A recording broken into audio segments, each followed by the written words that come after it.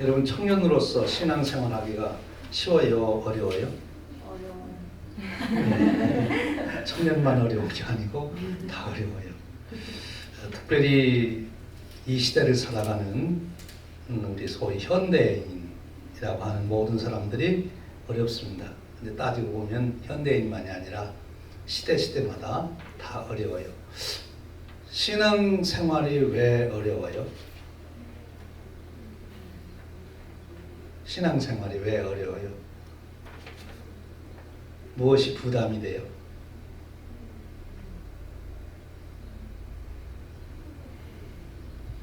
유행 따라서 살지 않아야 되니까. 다른 친구들, 다른 사람들은 다 그들 나름대로 살아가는 방식이 있어서 그렇게 사는데 나는 그들처럼 따라가지 않아야 될 일이 생기니까 그래서 힘든 거예요. 그래서 늘 우리에게 다가오는 도전이 뭔가면 타협하라는 거예요. 그렇게 고지식하게 살지 말고 좀 유도리 있게 살아라. 여기 가서는 이렇게 하고 저기 가서는 저렇게 하고. 교회 가서 예배 드릴 때, 주일날 교회 가서 예배 드릴 때는 신앙 좋은 것처럼 그렇게 하고 하나님 말씀대로 사는 것처럼 하고 아멘도 하고, 또 친구들하고 지날 때는 또 친구들하고 어울려서 걔네들 하는 대로 그대로 하면 되지 꼭 친하게 꼭 그러냐. 그게 굉장히 힘들죠.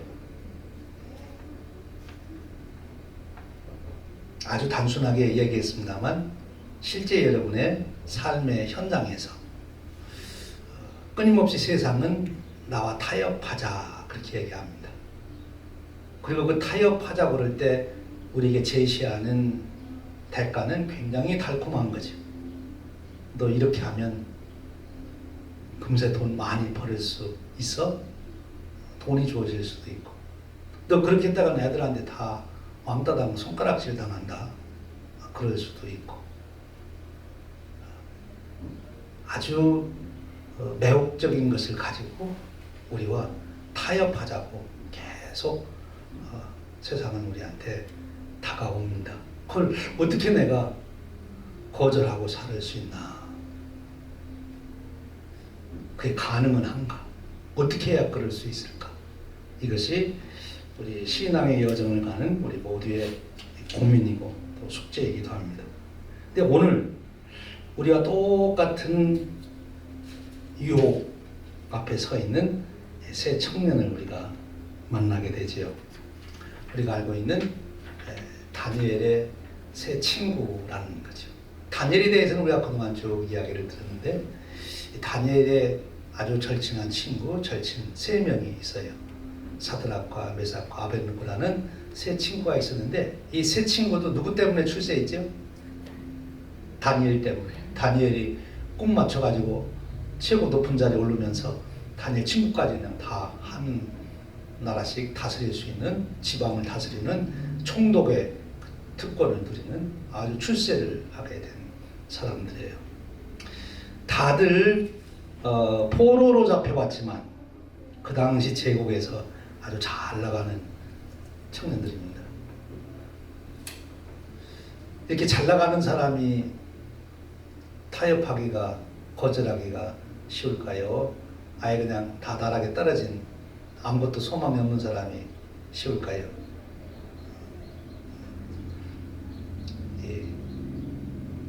최고의 권세의 자리에 올라서 권력의 맛을 알게 되면 그것을 거절하기가 굉장히 힘들게 되죠. 아예 그냥 포로로 끌려와서 어디 가서 막노동이나 하고 성벽이나 건축하고 그러고 산다면 어쩌면 쉽게 유혹을 물리칠 수 있었을지도 몰라요. 근데 이제 한 지방을 다스리는 총독이 돼서 이제 앞으로 잘만 보이면 또 기회만 오면 더 큰 권세를 잡을 수도 있다 이렇게 생각하면 어떻습니까?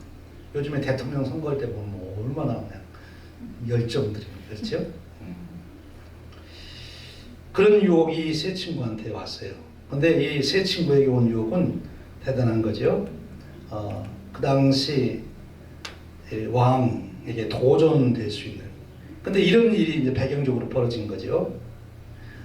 이 세 친구, 다니엘을 비롯해 세 친구가 너무 잘 나가니까 반드시 거기에는 시기 질투하는 사람들이 생기게 되죠.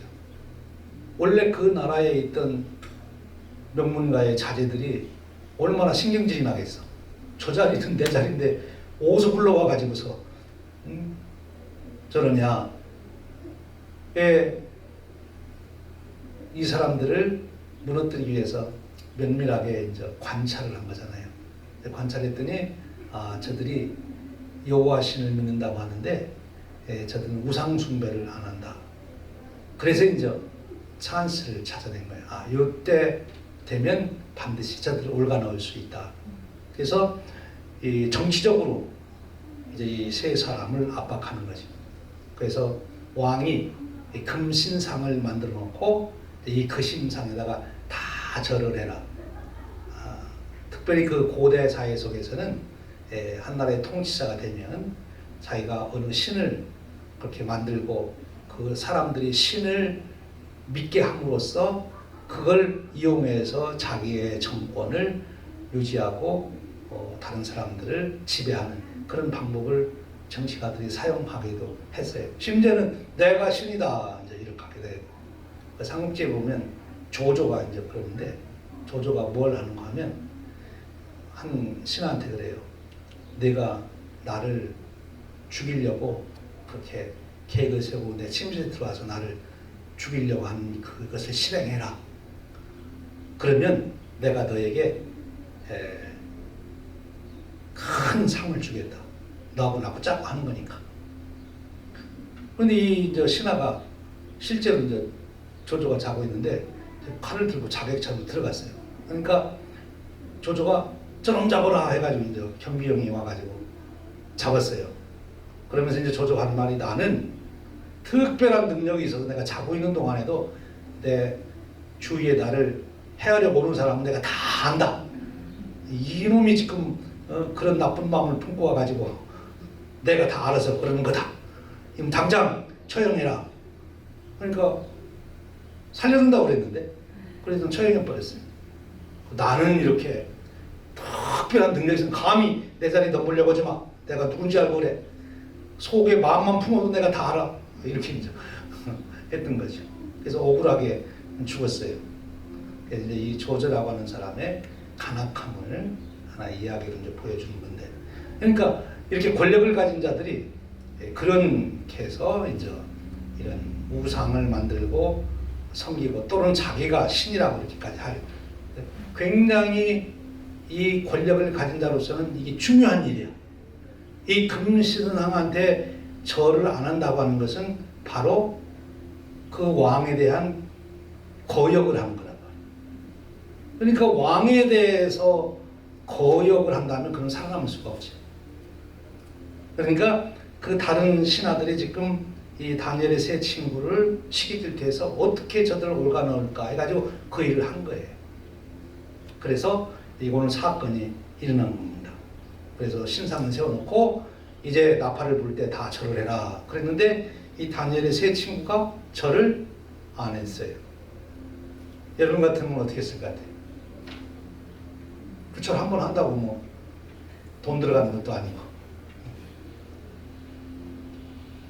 절 안 하면은 직장 해고된다. 어떻게 해야 돼? 해야지. 어떻게 해야 돼? 지금 그런 일이 벌어진 거예요. 근데 여기에 아주 이 놀라운 고백이 나와요. 절을 안 해서 이제 잡혀갔는데 기회를 한 번 더 주는 거지. 너무 아까우니까. 그러니까 왕이 대단한 사람이에요. 그러니까 왕을 하지, 이 정도 되니까.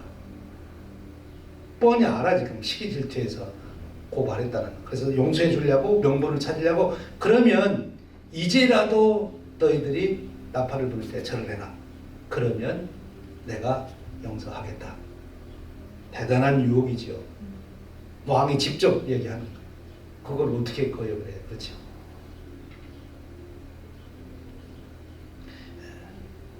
근데 여기 아주 중요한 고백을 하죠. 우리가 이 일에 대하여 왕에게 대답할 필요가 없나이다.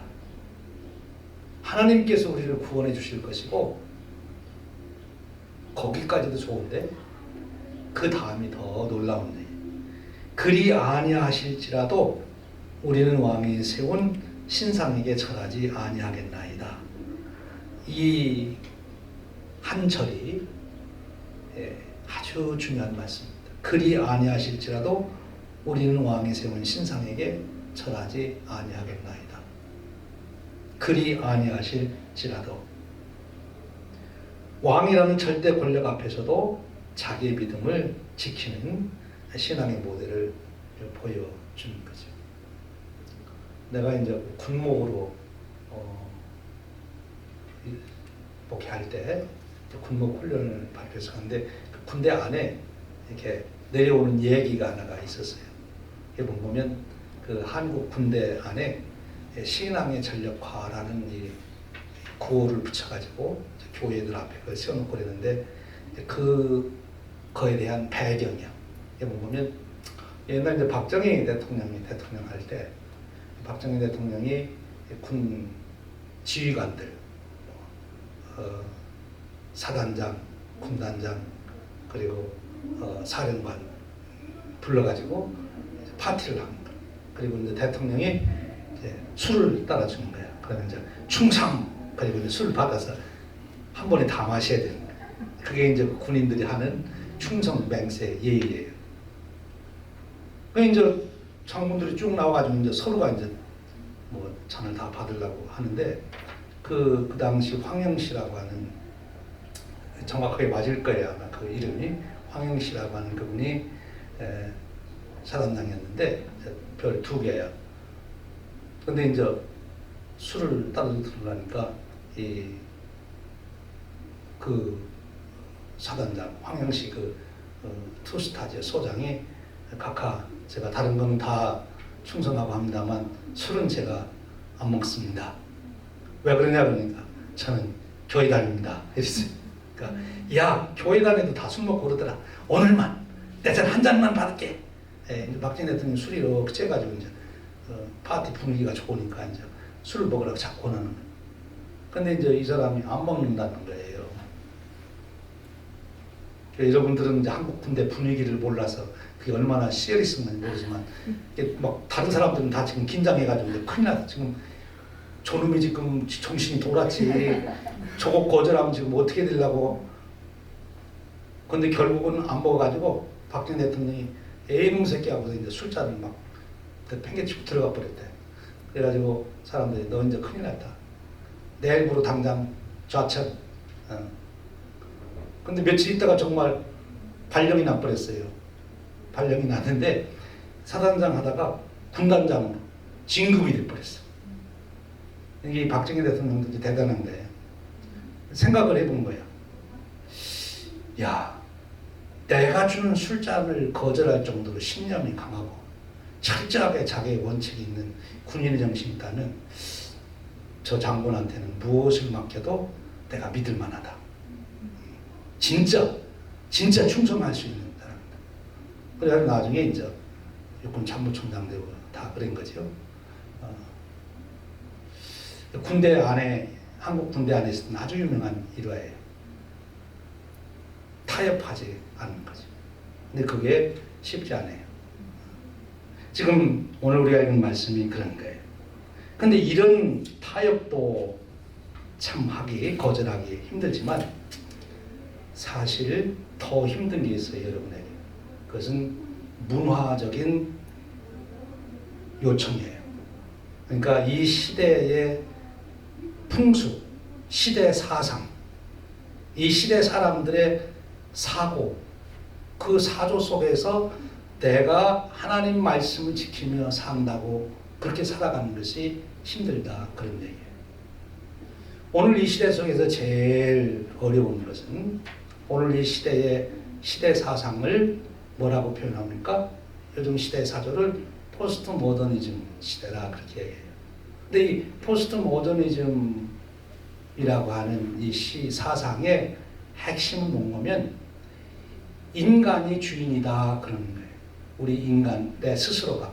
우리 인간이 더 작게는 내가 내 인생의 주인이야. 다른 어떤 것도 내 인생을 이래라 저래라 그렇게 할 수가 없는 거야. 내 인생은 내 거야. 내가 주인이 돼서 살아가야 되는 거예요. 얼마나 멋진 얘기예요. 그렇지? 얼마나 멋진 얘기. 그러면서 주어지는 얘기가 보면 왜 내가 그런 옛날부터 세워놓은 법을 따르느라고 애쓰게 살아가냐. 내 생각대로 내가 주장하고 내가 옳다는 대로 가면 되지.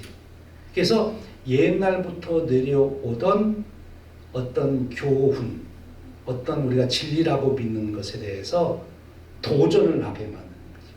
그러니까 절대 진리란 없는 거다.